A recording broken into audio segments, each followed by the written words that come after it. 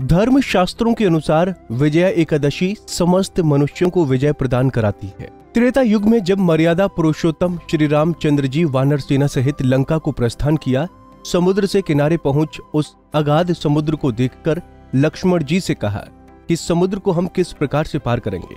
तब उनकी इस समस्या का हल बताते हुए कदालंबे ऋषि बोले कि हे राम, फाल्गुन मास के कृष्ण पक्ष की एकादशी का उत्तम व्रत करने से निश्चित ही आपकी विजय होगी, साथ ही आप समुद्र भी अवश्य पार कर लेंगे।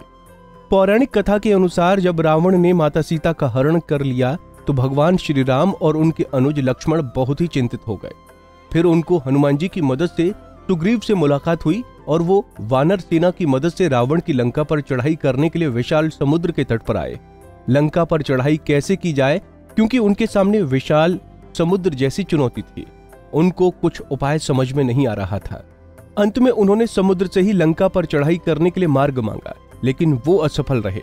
फिर उन्होंने ऋषि मुनियों से इसका उपाय पूछा। तब उन्होंने श्री राम को अपनी वानर सेना के साथ विजया एकादशी का व्रत करने का उपाय बताया। ऋषि मुनियों ने व्रत बताया कि किसी भी शुभ कार्य की सिद्धि के लिए व्रत करने का विधान है। ऋषि मुनियों की बातें सुनकर भगवान राम ने फाल्गुन मास के कृष्ण पक्ष की एकादशी तिथि को वानर सेना के साथ विजया एकादशी व्रत किया। विधि विधान से पूजा की। कहा जाता है कि विजया एकादशी व्रत के प्रभाव से ही उनको समुद्र से लंका जाने का मार्ग प्रशस्त हुआ। विजया एकादशी व्रत के पुण्य से श्री राम ने रावण पर विजय प्राप्त की। तब से ही विजया एकादशी व्रत का महत्व और बढ़ गया। आम जनमानस में विजया एकादशी व्रत प्रसिद्ध हो गया। लोग अपने किसी कार्य की सफलता के लिए विजया एकादशी व्रत करने लगे। इसीलिए जो कोई मनुष्य विधि पूर्वक इस व्रत को करेगा, दोनों लोकों में उसकी अवश्य विजय होगी। इसके अलावा जो कोई इस व्रत के महात्म्य को बढ़ाता या सुनाता है, उसको वाजपेयी यज्ञ का फल प्राप्त होता है।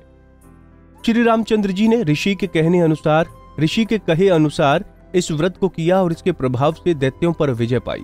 ऐसे में अगर आप विजय एकादशी का व्रत नहीं रख पाए या फिर व्रत नहीं रखते हैं, तो इस दिन अगर आप सच्चे मन से विजय एकादशी व्रत कथा सुनते हैं तो हर काम में सफलता मिलती है।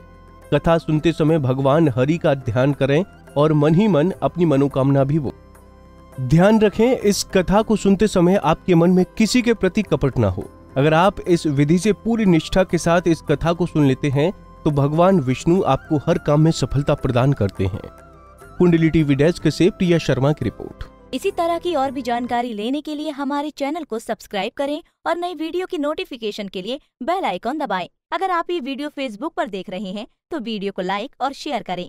साथ ही अपनी राय कमेंट बॉक्स में जरूर बताएं। धन्यवाद।